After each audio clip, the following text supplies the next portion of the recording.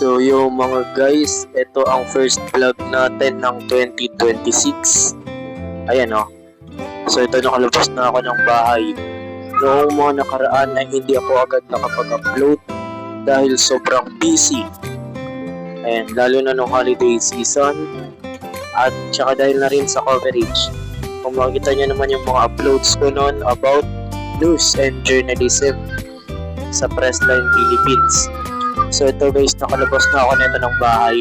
Medyo maaga-aga niyan guys. Medyo madilim pa nga sa school pagpasok eh. So ito, nakasakay na ako ng tricycle. Ayan. So ito, nasa biyahe na ako papunta ng school. Ayun, medyo maaga-aga pa, may mga ilaw-ilaw pa. So ito, dito guys, tuloy-tuloy ang biyahe ko nito. Wala namang masyadong aberya. Ayan. Noong January 3 din ay nakapag-upload ako noon. Ba, nakita nyo naman yan? So ito na guys, ang start at ang officially pagbabalik natin sa vlogging. So ito guys, nakalagpas na ako ng palengke. Tamang papogi muna bago bumaba. Ayun o, hey, pogi. So ayan.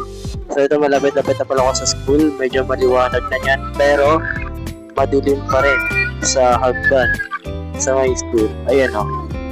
So ito, may mga nakasabay na ako, mga taga-LM at isang high school. Ayun o. So ito, papasok na ako niya ng school. Next year pala guys ay 4th year na. Last year na sa Espinadis. So abangan nyo yun. So ito guys, naglalakad na ako papunta ng room. Dito medyo may mga ilaw-ilaw pa at madilim-dilim pa. Ayun, dun sa may kabilang side, may ilaw na pero madilim-dilim pa rin. Ayan o. Diba? Abogi, charot. So ayan na. Medyo maliwanag na, pero ayun nga, madilim-dilim pa rin. May mga ilang room lang bukas sa LM yan guys. Sa junior high school, ayan, papakita ko pala. Ito yung canteen. Ngayon nyo na lang uli yan makikita. So ito, paakit na ako ng second floor. Ayan o. Diba? Dito may mga nakasabayan na ako yun kanina, kaya medyo nagkahiyaan pa. So ito, madilim pa sa room. Recess time na pala niyan. Ayan o. Mga kaklase ko, ang kulit o. Ito naman ay lunch time. Ayun yung lunch ko. Ito. Diba? So ito, pauwi na ako.